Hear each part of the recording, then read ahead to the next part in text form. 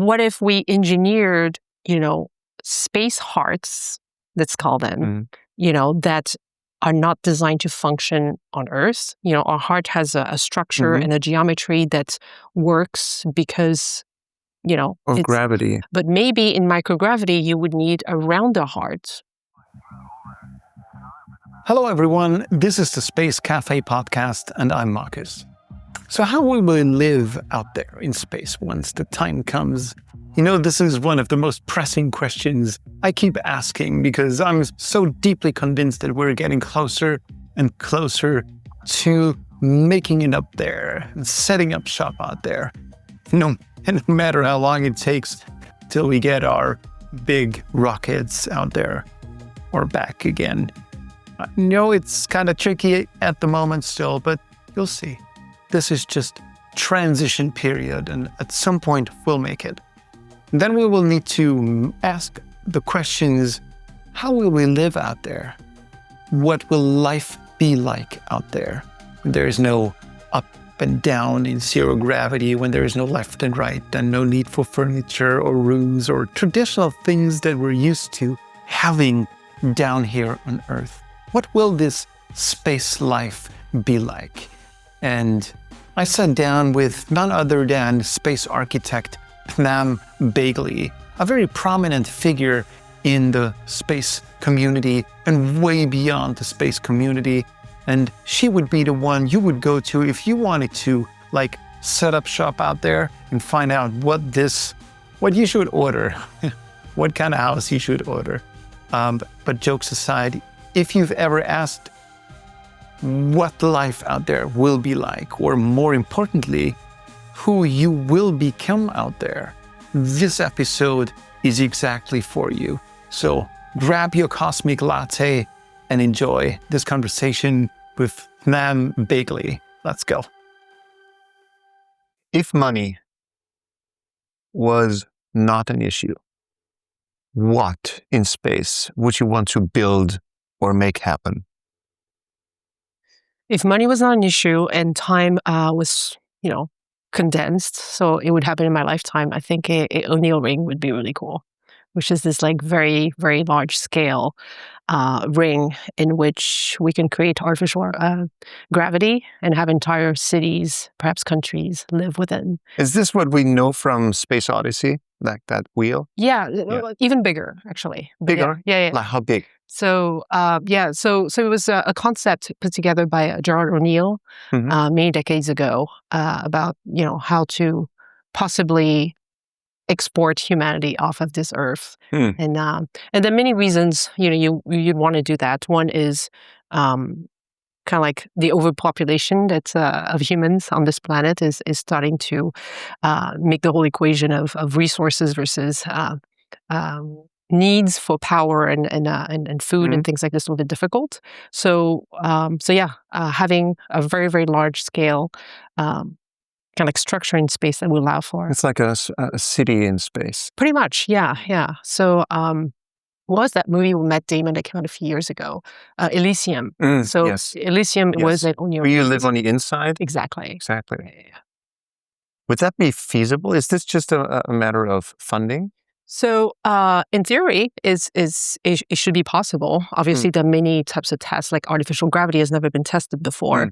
I believe that VAST is going to do a very small version of it very soon in the next couple of years, where I believe they're going to rotate a mini space station at 0.04 times what the Earth's gravity is. They announced to launch next year, but now are delaying it, I think. Yeah, they announced a sort of a miniature space station. Yeah, so that's Haven 1. Yes, exactly. So Haven 1 is going to launch first. I believe they're going to have 4 commercial spaceflight participants in it, not professional astronauts. And then they'll have Haven 2. And I can't remember which one is going to be the one that features the artificial gravity, but they are the first one who are going to try it. Yeah. It's obvious to to rotate something. But is there a problem entailed with it?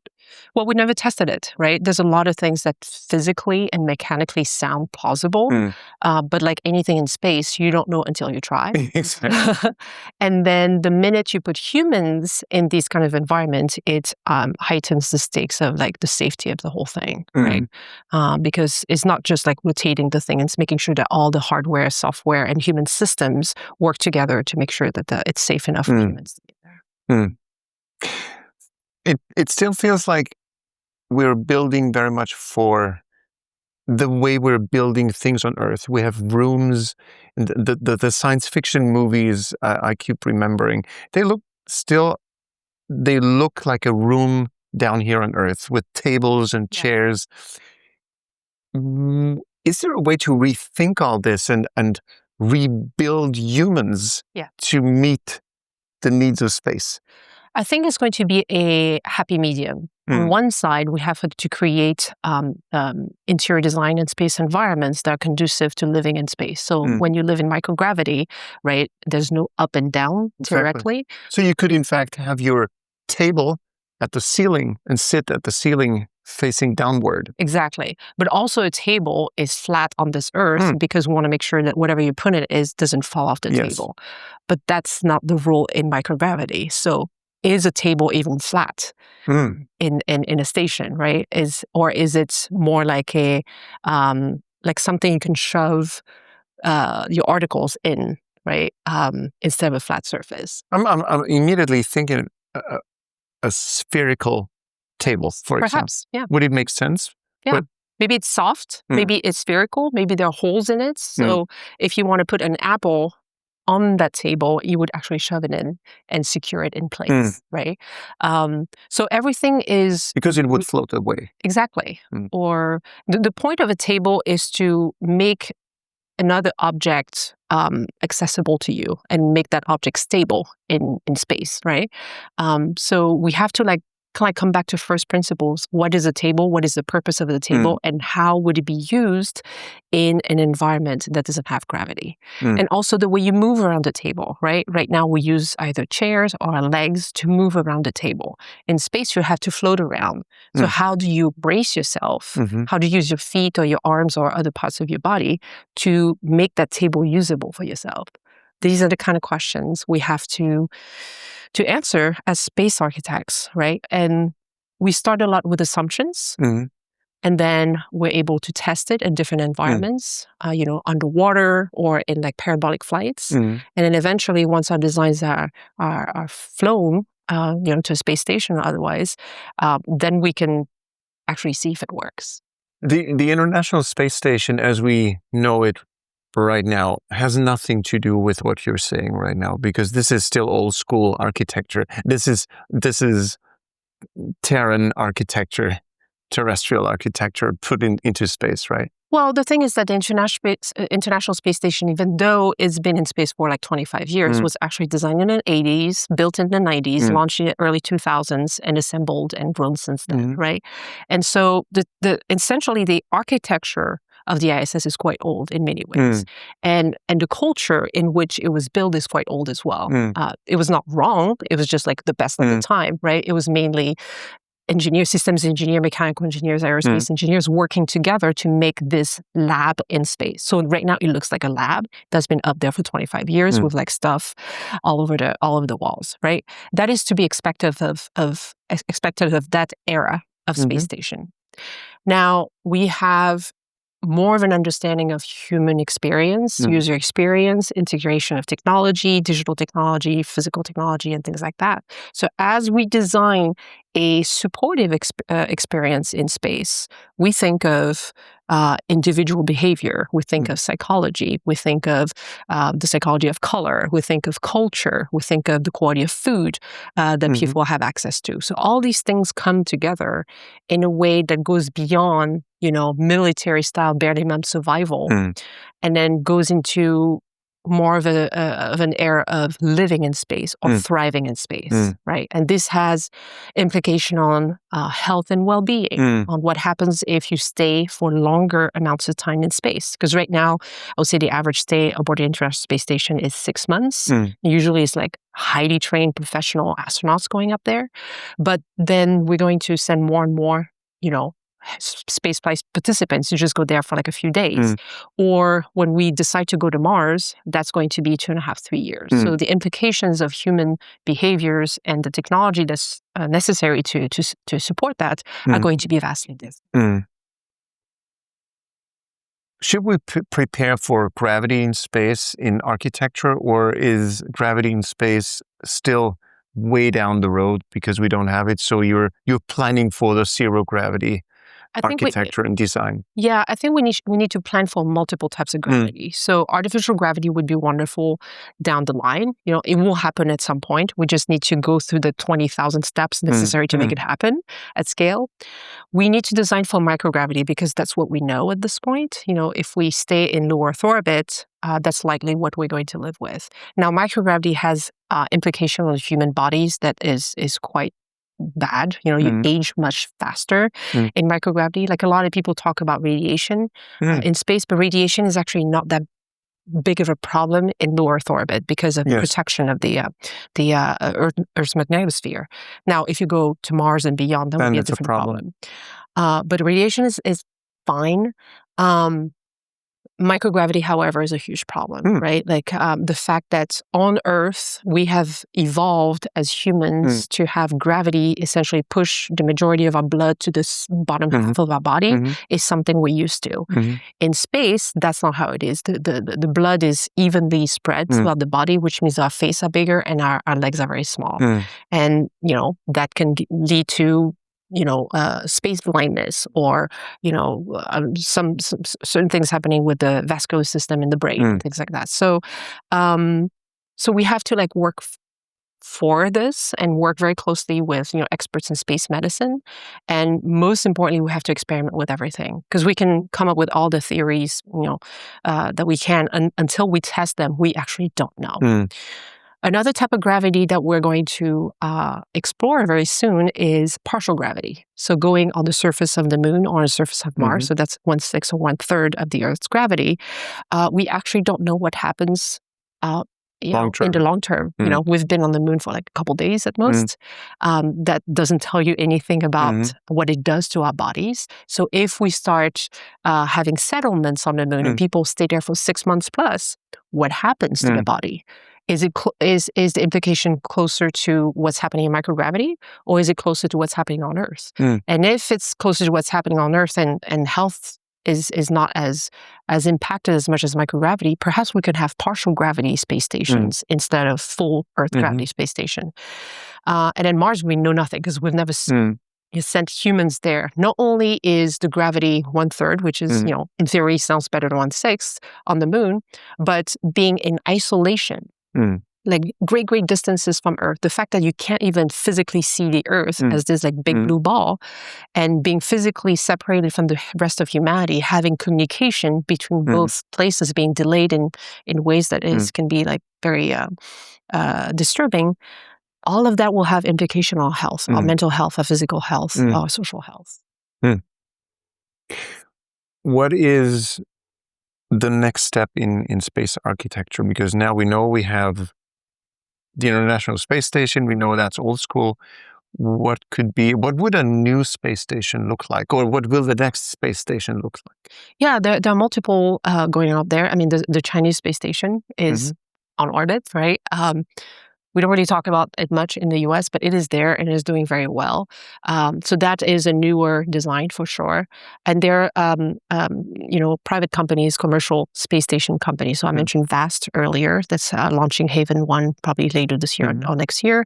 Axiom Space, thinking about that too. And Sierra Space as well. They're thinking about launching specifically an inflatable module as a space station. What's very interesting about using inflatables is that you can actually pack a lot of that inflatable material in a rocket, and then that volume expands quite a bit in on orbit. Like for example, the type of diameters that we're thinking about there is like about 9 meters, which can host up to like 10 astronauts pretty fairly comfortably. Wow. Yeah. So it's like a balloon. It's like a balloon. So it has like does furniture inflate with it? So that would be one of the options. And then some other options would be to have, the furniture or the equipment being flown in and then installed later, right? Because you can't have everything attached to the walls, deflated, shoved in a, payload fairing and then shoved into space. I think the vibration and the sharpness of certain materials might make it like very unsafe. Your role is to push the boundaries, yes. and this is a fantastic position to be in, also as an artist. Where would you want to see the boundaries pushed the most? Where are we unimaginative still? I think people are starting to have a lot of talks on psychological health and what that implies, right? Like what would that... So far, we're like, let's create an environment that looks a little bit more like home or has like smells or colors that remind us of like something familiar. That's a great place to start.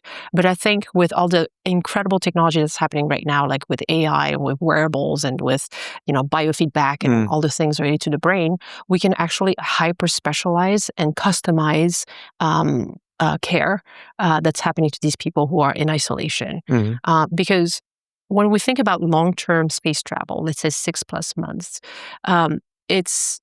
we can't expect these astronauts to be the same people when they leave and when they come back. To be not affected by all this. Yeah. They will be affected. The day-to-day will affect them. Microgravity will affect them. Isolation will affect them. Seeing the same 5 people for the next 3 years will affect them. And so we want to make sure that instead of pre-selecting these people to be quote unquote perfect for the mission, we want to make sure that we allow humans to be humans. We all have bad days and good days. We're good at certain things. We're terrible at other things. And so creating an environment that allows people to be these imperfect humans, while still making sure the mission is happening and everybody's in a safe environment is really what I would like the world to focus a little bit more on. I think what we're training out of artificial intelligence hallucinations is exactly what we want for humans. We want to have times where we can freely ramble and speak our minds and hallucinate. I think this is part of what makes us human. Yeah. Even the word surprise, right? Yes. Terrifying to everybody at NASA, but it's important in our lives to know that certain things that we haven't planned happened, right? Because a lot of opportunities happen that way. It helps us be creative and work together and, maybe, get away from the day-to-day, which is, mainly experiments and maintenance and making sure you don't die, right? These are very important, obviously. That's not going to go away, but we want to diversify what goes through people's experiences and these quite dangerous environments. Yeah. Well, this environment literally wants to kill us all the time. Exactly. So even looking out the window, right? Like here we're in a library and then we look over the city of Austin, for example. We don't see what's across the window as death. But that is the case for astronauts. If it's a little bit harder to see because we have these beautiful pictures of the Earth, like rotating around it and seeing all those countries and oceans and all that. It's really easy to see the beauty of Earth. But when you're away from all of that, when you're on your way to Mars, for example, and the Earth is becoming more of a blue dot in the vastness of space, what are you going to look at? Do you look at the blackness of space and, do you find fascination in that, or do you see as a threat? And life only exists in the confines of the space architecture that you live around. I had a conversation here in Austin last year with Georgy Petrov, space architect, and we talked about windows, and it's very difficult to create those windows or to engineer those windows in the first place. So my question was, why do we need windows at all? Why not put a display there and see on that display whatever you want to see? See a beautiful landscape or see an ocean or whatever. would that be a substitute to trick us into thinking that we are not in this hostile and deadly environment? Yeah, I think a mix of the two would be ideal. I think it's important to have this analog window. Sure, it's difficult to engineer, but like engineers are pretty clever, and we've will trusted. Be solved. Yeah, well, it has been solved. We have the cupola aboard the ISS, which is honestly the favorite spots of any astronaut who's ever visited, and even a smallish company like Vast has like from the first space station they're going to build are going to have a window for that specific reason. There's a psychological effect in knowing that you can see the Earth as it is, right, through a relatively thin window. And then, displays are getting more and more sophisticated, and they can trick us into believing that something is real. But the thing is that our brain need a lot more than just the visual, right? Like there's a lot of like subliminal things are happening, like distant sound that actually that we have on Earth, like a dog barking or like birds chirping in the distance that actually help kind of a three-dimensional soundscape. Exactly. Yeah. It makes us feel like we are where we are instead of we are in the middle of nowhere, right? And these are the types of things that psychologically we don't really think about because they're so minute. But the minute you take them away from someone's reality, that person begins to like feel a little bit lost. So yeah, I'm all for the analog window, and I'm all for integrating more and more sophisticated display. But I also want to think about the emotional and multisensory aspect of why we experience the things that we do. I'm a big fan of all things forward-looking, but considering everything that you're saying, how dangerous that is, and how many problems we need to solve, the question still remains, is this a good idea? Is it a good idea to leave our planet? At the same time, I know we are built to make the next step. This is what makes us human. We've always done that. So I think we're damned to venture upward. Maybe we shouldn't say it in that negative way. I was about to say, that sentence could be turned something positive. Yeah. The opportunity of exploring outside of what we've known so far as humanity, which is the confines of the Earth, is interesting, right? There was a time not long ago where you never ventured out of your city or your state or your country. And now it's pretty common for people to do that, to explore all of these different cultures, to taste their food and to live with them, right? And so there's an opening of people's consciousness and curiosity and innovation that happens with all of that. So imagine what happens when space opens its door to more of us, right? It happened very much with aviation as well, right? Like it's very easy to take aviation for granted or think that you live a life that is separated from that innovation. But the reason why we're here is because we flew here, right? The reason there's commerce between like different countries is the same thing. So there are many different, intricate parts of life and the way the world functions that is based on these like big industries like aviation. And now what's coming up with space, and space is going to be exponentially larger in ways that we haven't thought about yet, that I find fascinating. And that point actually about these ideas that we haven't thought about yet is very interesting because so far we have relied on like space agencies and governments and commercial space companies to come up with the ideas of like, we should do this because that's how we're going to make money. That's how we're going to have a strong defense for XYZ country. But when we start inviting more people from outside the space industry, from outside of space countries, the typical US, Europe, Russia, and all that. When we talk to people from South America or from, Southeast Asia or from like Sub-Saharan Africa, and they have ideas about what it means to go outside of the confines of the Earth, that's where a lot of very interesting ideas come up, right? And you can see a little bit, I see a lot of parallel what's going on in space right now with the history of medicine. For a long time we have, like forced medicine to be this like ultra empirical practice, the scientific methods and then testing things like double blind, blah, blah, blah. And we have done a lot of advancements when it comes to that.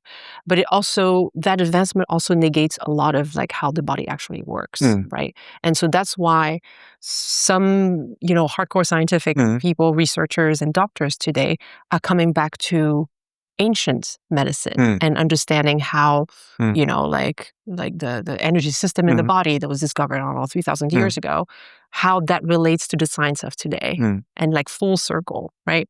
And so I want the future of space or the present and the future of space to really think about, okay, we look to the future and this is what we need from a power systems standpoint, from a psychological system standpoint, all those things. But I also want to refer to the past, thousands of years ago when people were dreaming about the stars.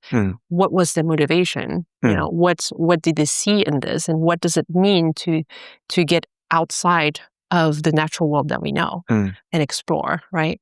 And there are some philosophical, wonderful stories that could come out of it, but also innovation when it comes to making that space architecture we're going to live in a lot more meaningful for us humans.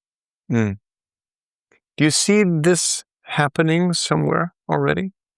That those worlds collide and flow into one another?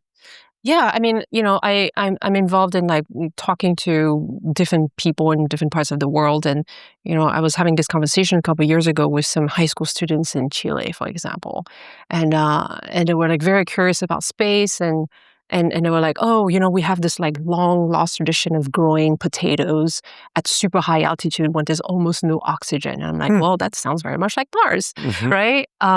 Is there anything that we can learn from this long tradition that was based on survival of these people living at high altitude?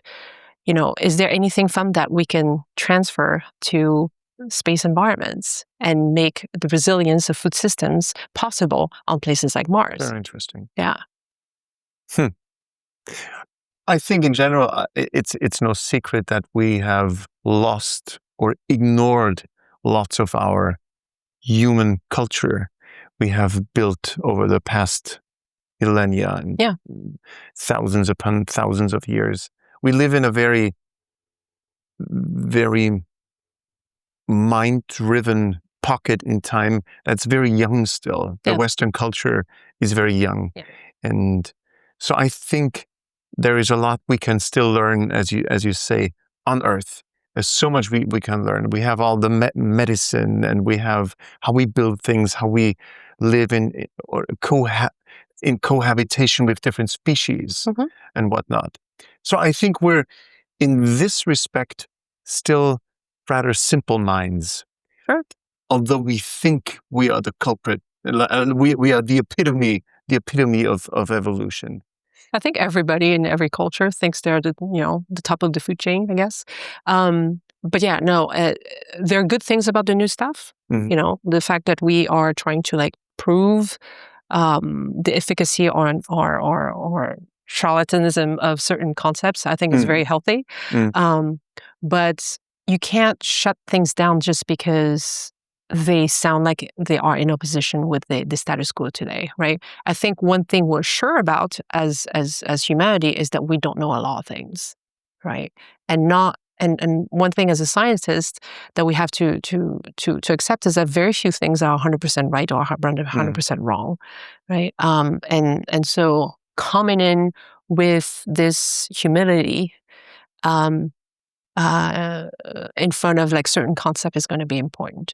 And that's why I love this era of space, because when I started in the space industry 20 years ago, it was still very engineering driven, science driven, which, is fantastic. We had to start somewhere.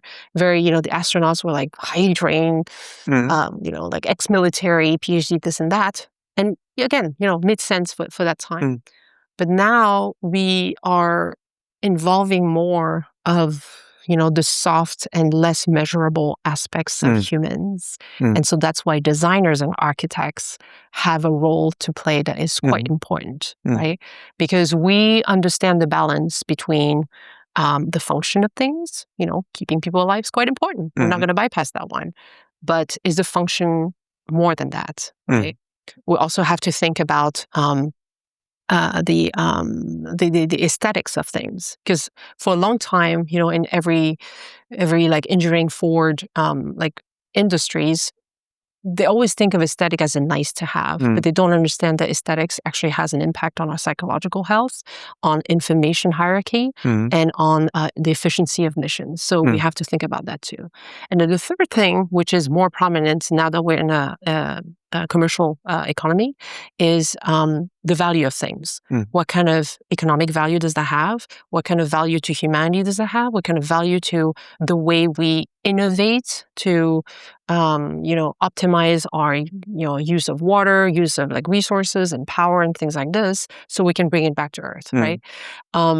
So as designers and architects, we think about the balance of these three, of function, aesthetics, and value, and we make sure that any decision that we make balances these three things. And we may talk to certain engineers that fully focus on function, is very good at that, or like flight surgeons or space doctors who really focus on keeping people alive. But really, is the balance of these three, and making sure that whatever solution we come up with is holistic and personalized at the same time, is what we offer future flight participants. I like that. Where is AI in all of this? Because it seems like AI is everywhere, and yes, and invading even the remotest corners of culture and our humanity. Where do you see AI is very, very useful in, I would say, hyper-personalization of systems, whether it's physical system or software systems, right? For a long time, we had created a lot of average products, an average pair of headphones or an average chair, and it only fits like the peak of the bell curve of human ergonomics, and which is usually middle-aged white male from the West. Yes. And a lot of us are not that, right? So it doesn't necessarily fit, and because of manufacturing and the limitations of cost, the adjustment of all of these hardware solutions were very limited. And so once we integrate AI, we can make sure that every single person at a very specific point in time gets what they need, right? There's a kind of like a feedback loop between sensors around us and what I would call stimulators, right? The sensors that are catching up our mood, our heart rate variability, our heart rate, our temperature, all the things that our EEG, like brain waves activity. So having that information feeds into the AI machine and then gives us what we need when we need it. And simulation can be the architecture itself, right? Like how is it designed and is it conducive to health and well-being? And then you can have like customization of the light, the color of the light, right? As humans, we're used to the circadian rhythm, day and night. There's the colors of the morning, the colors of the sunset, what happens in the middle of the day, what happens throughout the year when we're used to seasons, right? Are there artificial ways to bring that back in that fully artificial environment to ground the people going up to space? And grounding is a very interesting concept, especially when there's no ground, right? So what does grounding mean, right? Because some people talk about grounding when it comes to meditation or like yoga or other types of practices that really recenter us and make sure that we're not freaking out at the next episode of something happening. But grounding, and that's a question I've been asking myself, like how do you ground people when there's no ground, right? Like do you do that with that hyper-personalized environment that can be supported by AI?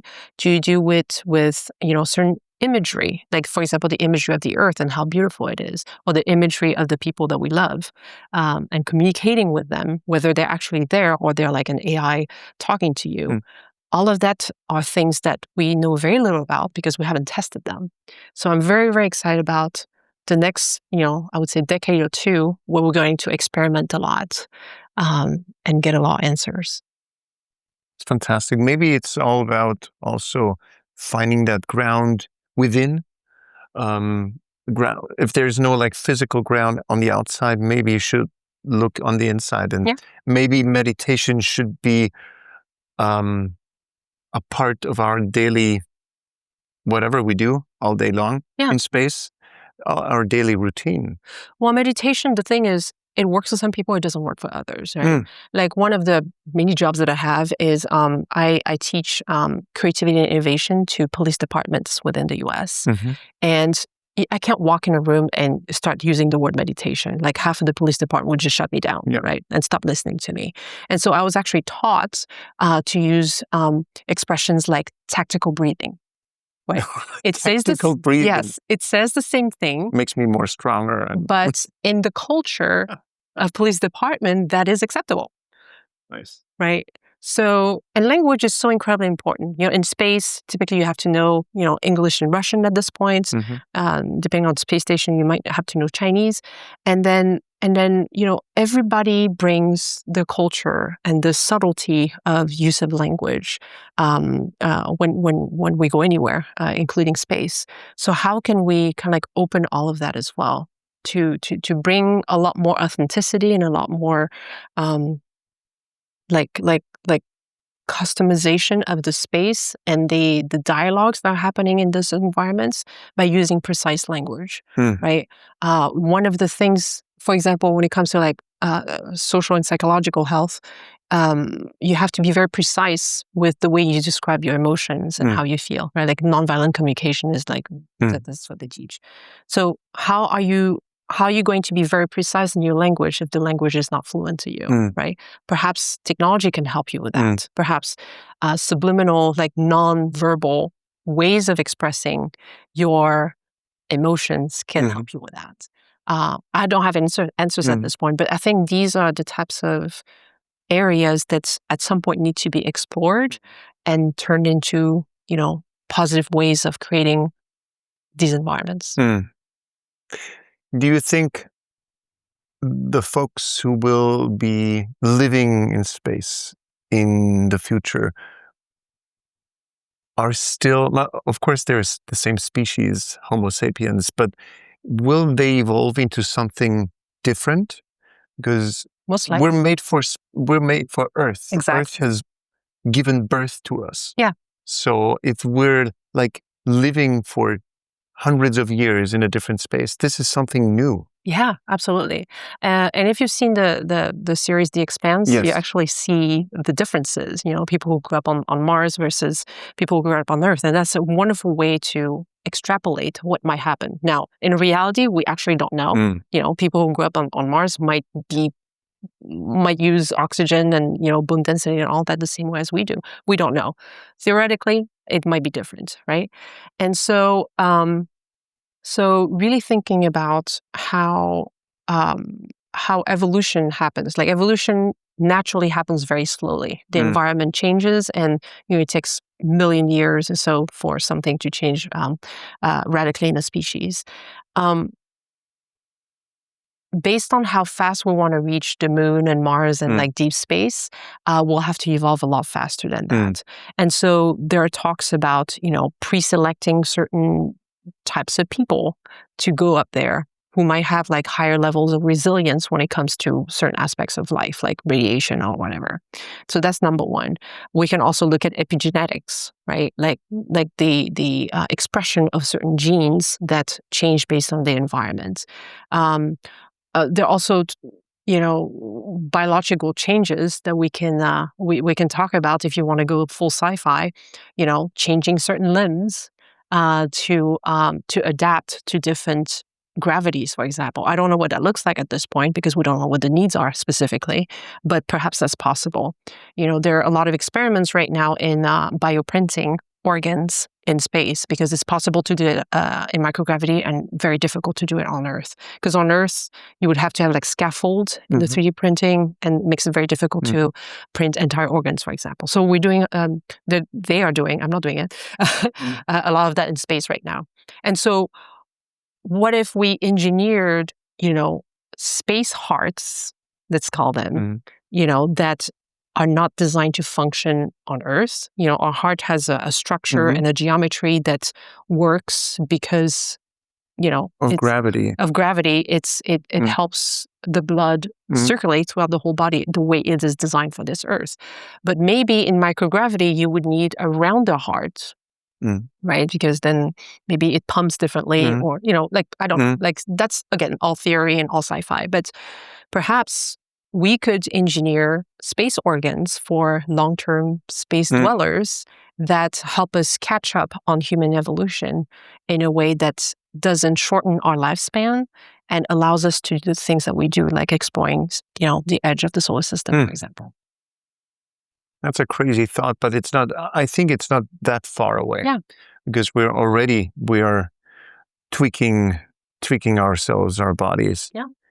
So I think it's not that far off, because we know how to replace hearts. I think surgery is pretty far advanced on Earth, because cauterizing and using gravity to make sure that you don't bleed off is something we take advantage on this Earth. Open surgery is not really a thing up there. We know how to close wounds, but open heart surgery is going to take probably a few more decades. But it has to happen at some point, right? There's certain big questions about the future of humanity we have to put on the table at some point. Growing a fetus, do we do that? Do we do that ethically? Start with conception. That's the first problem that's completely unsolved. Yeah, because we don't know. We haven't tried, right? And who tries first and under which conditions? Is it ethically okay? And what do we do with it, right? So conception, even conception, just having sex. People have, this weird taboo about having sex in space, as if nobody has done it. Let's be real. Yeah, exactly. Yeah. So, and then conception, and then, growth of a embryo to the fetus to birth, are the advantages to it? We don't know. Is the fetus even going to develop normally? We have absolutely no idea. Does it make sense to grow a baby inside of a woman's womb? Or does it make sense to use technology like ectogenesis, which is basically a bag with the embryo fetus growing in it? That's impossible to mess with. I mean, not even one embryo can be experimented on. I mean, what do you think? I mean, I think the cloning on Earth, we're going to start with small organism, and then we're going to go into mammals, and then eventually someone somewhere is going to try it on humans, right? So I think it's just a matter of time and a matter of ethical alignment and understanding if it makes sense. And of course, the economic side of things is going to play a role as well. But right now, I don't think a lot of people have any motivation to do that today, but that might change in 20 years and we don't know, right? And this is the kind of research that's not going to happen overnight. It's going to take quite a few decades in the push-pull between scientific advancement, engineering possibility, financial possibility, and the motivation of humanity as a whole.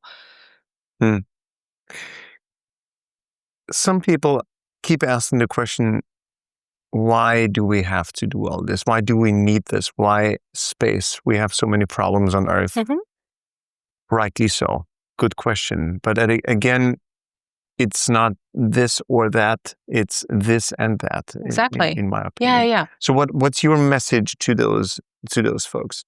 So number one, nobody wants to leave Earth forever. Like some of us are going to stay here. I think the vast majority of people alive today will not leave. So we agree on that. The other thing that's pretty interesting, especially as a space architect, is that rethinking how we live healthily. Designing for space forces us to break everything down to first principle. Who are we as a species? What does it mean to explore? What kind of innovation do we need to invent in order to make that possible? And that helps us accelerate, all the inventions and innovation that are being created right now. And a lot of these are not going to make money in space, right? Like a lot of people think that, oh, you're going to, invent all those things in space and you're just going to die there. No, there are like many other applications. You actually make money by you're creating like dual use innovation, things developed for the military, for space environments that are dual use for Earth, right? You turn them into businesses, these businesses flourish, and et cetera, et cetera. So, and there are many examples of that in the past, solar panels, for example, water filtration systems. We don't think about it when we turn on the tap and are able to drink the water, but that was kind of like an invention that was refined by necessity because we couldn't send humans to space without that system, right? Wireless communication devices, when we talk, on Zoom calls or, talking to our family on our phones, it's these are technologies that were necessary for us to invent many decades ago, and we're able to miniaturize and reduce the cost and make it available to everyone. So once we open the space economy to more people and make living in space a lot more like welcoming to everyone, many more of these innovations and technologies are going to appear. And, there are certain big problems that we need to solve on this planet. One is climate change. Two is like the health and well-being of humans and how we treat, the natural world. I believe that all of that can actually be helped by the methodologies we use in solving for space. Right? One problem still remains, that's the human software.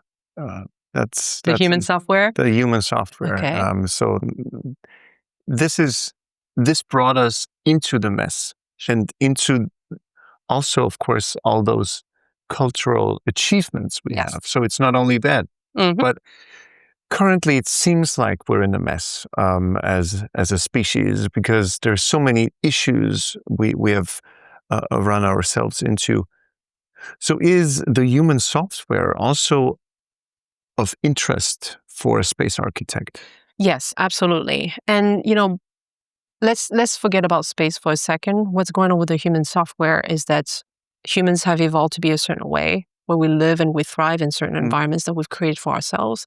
And then technology is doing wonderful things for us, right? Like making life a lot more efficient and fun and all those things. But it's also overwhelmed the way our brain works, right? We have all the choices in the world at all times, anywhere in the world. And so because of that, we don't experience natural things like, I don't know, boredom or the fact that our communities are smaller and we can have very deep relationships. Now we have relationships with people across the world that are not necessarily superficial, right? And so this difference in how we as humans adapt to the environment we've created artificially is, I would say, at the root of a lot of what's wrong in this world today, right? And it's not like it's inherently wrong. It's just that we haven't adapted to it, right? And so when we think about living in space or exploring farther in the solar system, like how do we take that and how do we, adapt to this like other level of otherness of things that we are not evolved to be comfortable in. And so we continue to invent new ways of adapting to it by making ourselves feel more comfortable, creating environments that are a little bit more familiar, re-injecting culture where culture doesn't exist. So that's where designers, creators of all kind, like try to do, but that's always in opposition to the engineering and the financial decisions that are being made, right? And so I think this push-pull of like, what are we doing? How are we doing it? And most importantly, why are we doing it?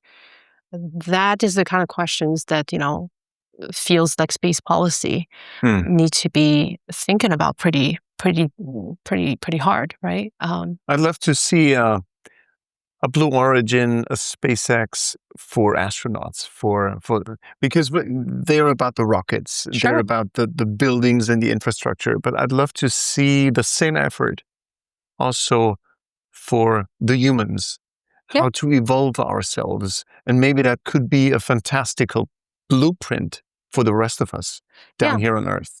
I mean, what they're doing is that they're enabling other experts in the human software and the human health and well-being to do that, by sending, astronauts on their rockets, by creating space stations that can create environments for experiments on humans and experiments, that are being flown up there.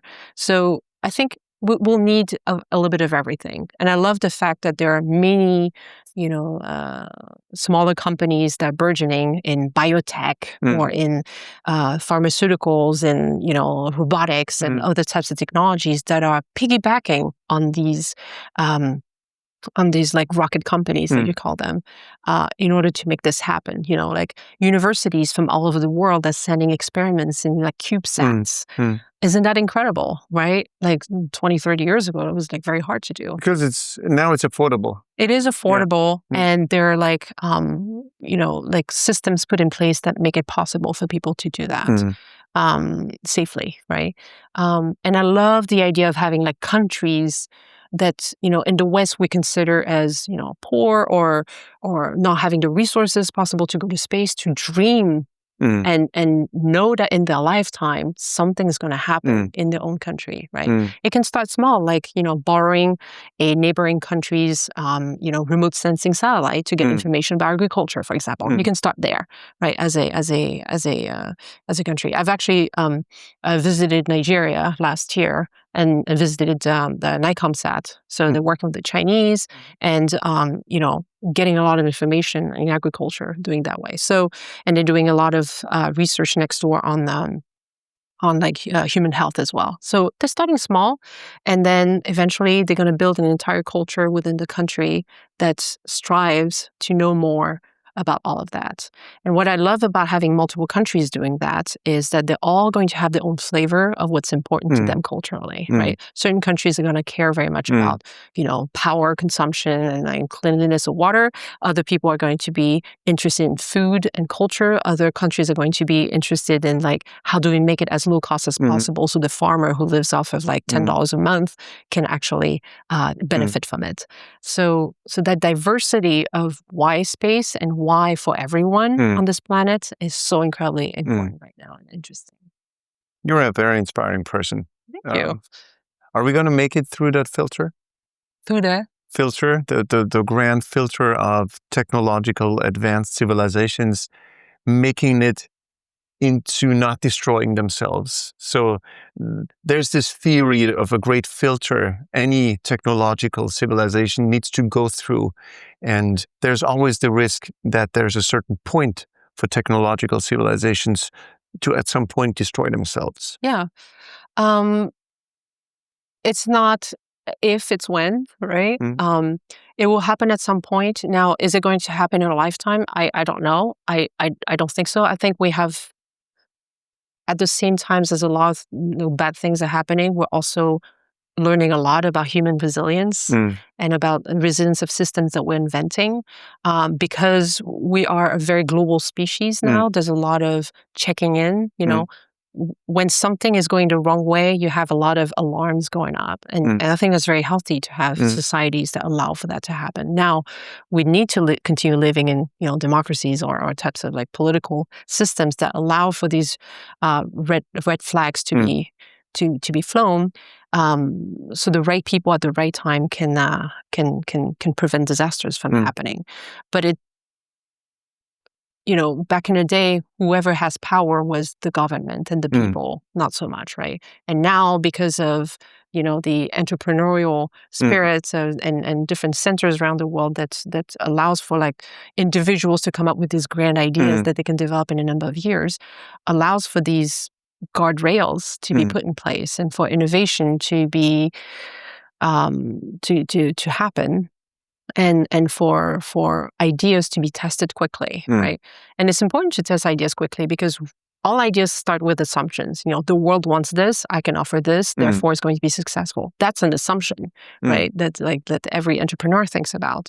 But the only way you can validate assumptions is to make sure that one, you test it thoroughly, and two, that you happen to do it at the right place at the right time, right?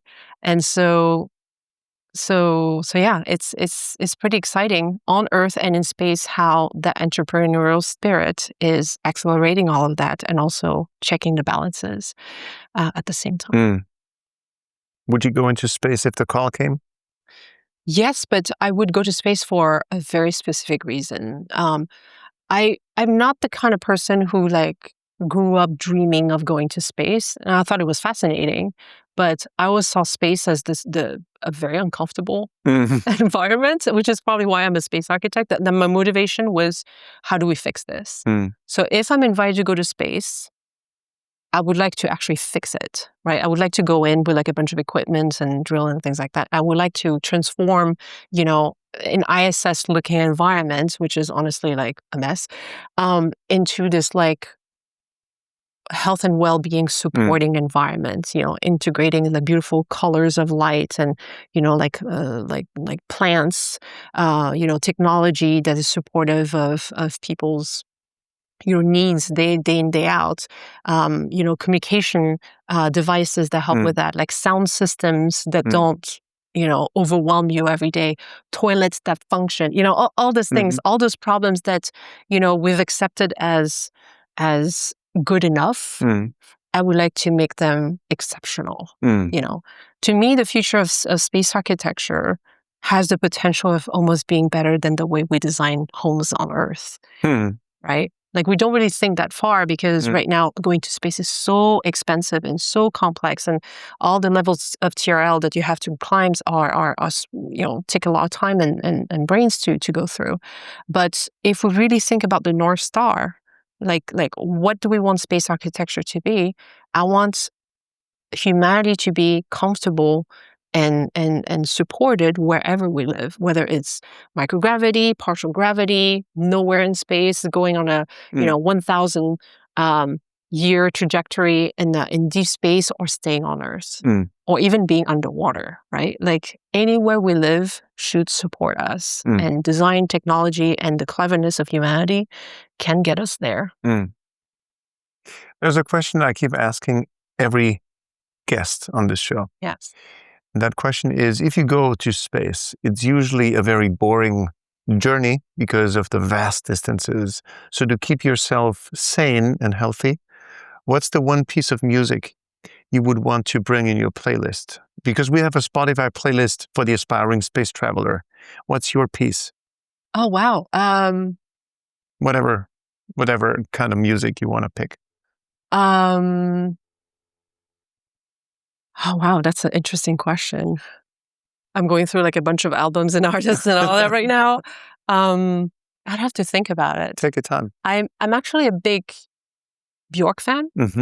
And she had an album that came out a few years ago called Biophilia. And it's love it. Yeah, and it's an album where each song goes after an aspect of the natural world, like the crystal world, or other types of living world. And I think it almost feels like you are among nature when you listen to that album. And I think one of the things that you are going to miss the most is, being surrounded by what we call nature, even though space is nature, like the air around us, the crystals that grow in the ground, or the trees, or, even other humans, having a sound representation of that in the way she writes music, and the way she interprets music, and the way the musicians work around her, I think would be wonderful.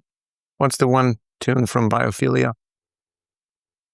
Oh gosh, I can't remember the Because you can only bring one, or do you want me to pick one? Yeah, sure. I pick one for you, okay? Yeah. But you need to then live with it on your voyage in space. Yeah. So that's the one I'll be picking for you. Okay, sounds good. The show is called the Space Café Podcast. It's a coffee place, and now and then you go into coffee places to energize yourself by having a strong coffee. Now I challenge you to share an espresso for the mind with us, with the audience. What could be a shot of inspiration you would like to share with me, with the audience, from whatever walk of life or topic you want to pick it from? Yeah, sure. if the subject of space architecture is interesting to you, or the subject of humans in space, I would do some research on Tsiolkovsky. I can't remember his first name, like Vladimir or something like that. He's a guy who lived in the late 1800s in nowhere Siberia. Lived in like a one-room tiny shack with like his whole like 15 people family. He was a teacher who was, I believe, deaf, and he is, as we know, the first person to draw how humans will live in space. Oh. Yeah. And so you can see his drawing in the weirdest museum I've ever been to, called the Museum of Jurassic Technology in Los Angeles, California. It's a very, very strange place, but I absolutely recommend you go there. And you can see originals of his drawings. Wow. And you can see like space capsule and people floating around. Imagine like late 1800s drawings. And yeah, he wrote a lot in his journals about like how he imagined life in space being. And this is like before we've ever sent anything up there. So discovering him was quite life-changing for me. And I hope it does that to other people. Fantastic. Thank you so much for taking the time. Thank you for having me.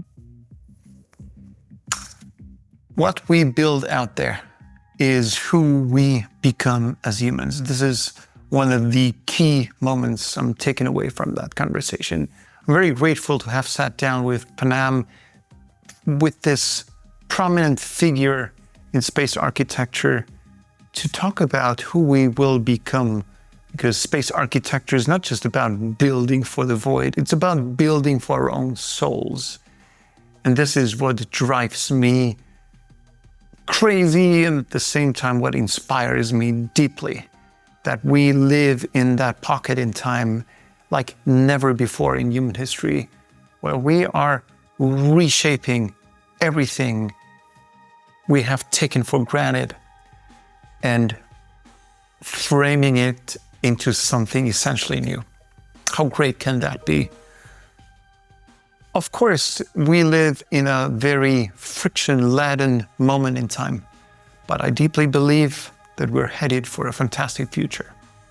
So, my friends, if you are taking value from that conversation, consider giving it to someone who you think could take value from it as well.